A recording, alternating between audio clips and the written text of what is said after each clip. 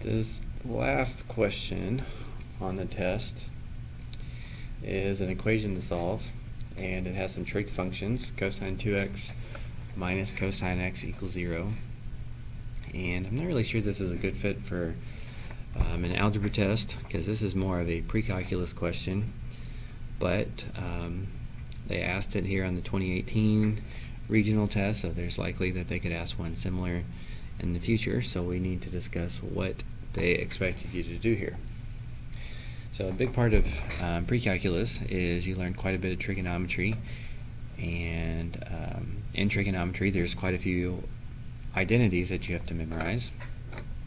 So one of those being cosine of 2x. This is referred to as a double angle identity because it's double the angle. It's 2x instead of just 1x. And you have to know that there's 3 different ways to write that. So cosine of 2x could be cosine squared minus sine squared. It could be 2 cosine squared minus 1.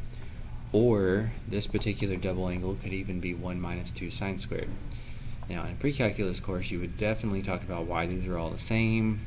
You would need to be able to show that these are all the same, etc. But for our purposes, we just really need to know which one of these makes sense to plug in. Now, if you chose this third one here, you would have some sine trig functions, and then you also have this cosine, and you really don't want sines and cosines together. You just want to stick with the same thing. For the same reason, you really wouldn't want to pick this top one, because you'd have some cosine squared, some sine squareds, and then you'd still have this cosine. Again, you don't want to mix cosines and sines. You want to try to get all the same type.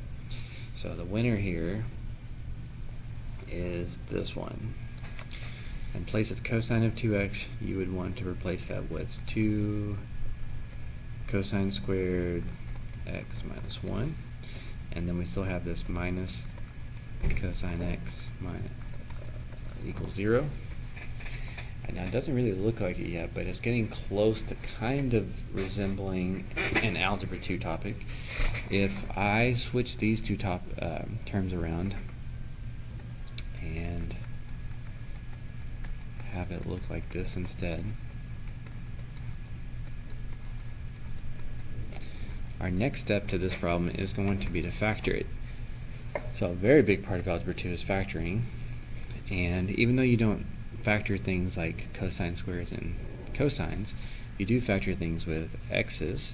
So let me rewrite this and have it look like this, so you can see the connection to what we solve in Algebra 2 and how that would translate and work with trigonometry. So if I ask you to factor and solve this over here, and you unfoil this,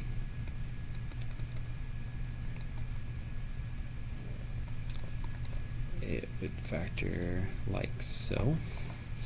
And now let's go over here and do the same thing. So the reason why this factors the way it does is because if I was to FOIL this back together, 2x times x gives me the 2x squared. So over here, it's not going to be 2x times x. I need it to be 2 cosine squared. So instead of x, I have cosine x.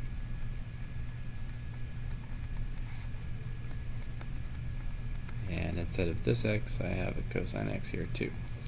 Now notice in FOIL, 2 cosine x times cosine x is 2 cosine squared x, so that matches up. And I still need the plus 1 and the minus 1, so that the last part of FOIL gives me the minus 1. And notice the outer part of FOIL would be minus 2 cosine x, and the inner part would be plus a cosine x, which combines to be minus cosine x. So again, it factors in the same pattern type of questions you would do in Algebra 2, but instead of x's, we have cosine x's. So how you would finish this in algebra, you would say if this times this equals 0, either this could equal 0, let's see, so negative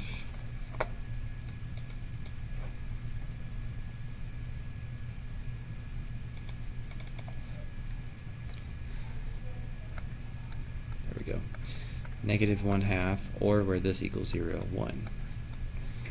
Now in our case, the next step is going to be the same. We want to know where does this equal 0, and we could get it down to cosine x equals negative 1/2 and cosine x equals 1.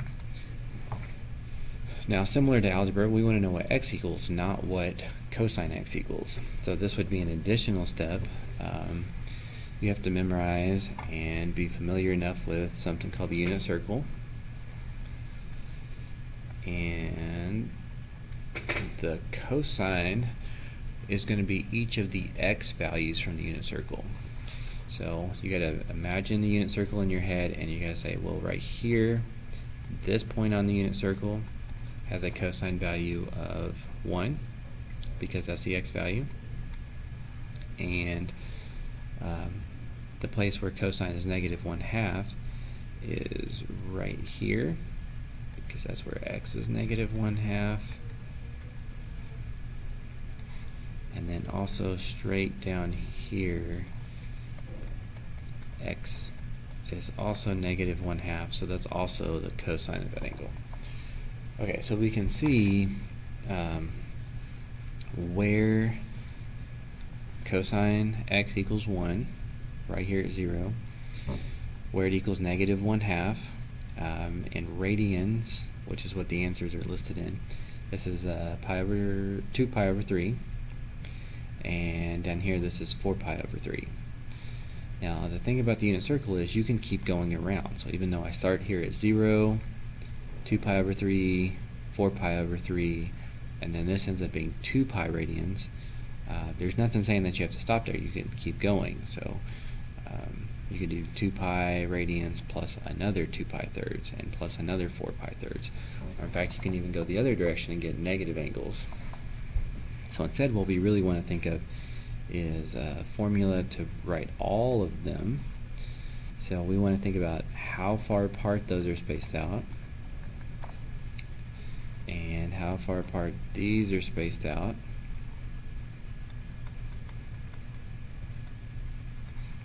and then notice from here to here would be another 2 pi thirds.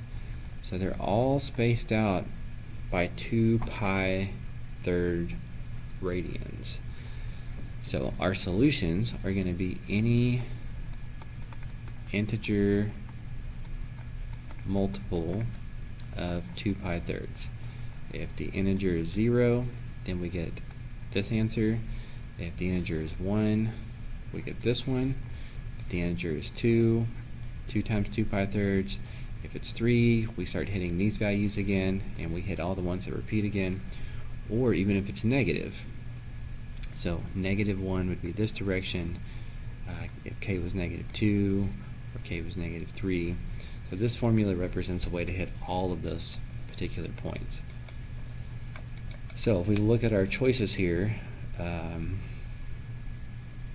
both B and C look pretty good, except C is adding this plus pi here. We don't need that. We just need an integer multiple of 2 pi thirds. That's how far apart they're spaced out, and it would make sure that it hits all 3 points going around the unit circle once. This would be the correct answer. So 25 should be choice B. Now again, as an Algebra 2 student, this is quite a lot to take in, because you have to know some angles, some identities, some double angle identities. You've got to see how this factors in a similar fashion to what you factor in Algebra 2. You got to see that it solves in a similar fashion, but then even after you solve it, you have to know where these values occur, which involves you having the unit circle memorized and understanding radian measures instead of just degree measures. So when I started this, I said I don't really think this is a very fair question for Algebra 2, but certainly a great question for pre-calculus.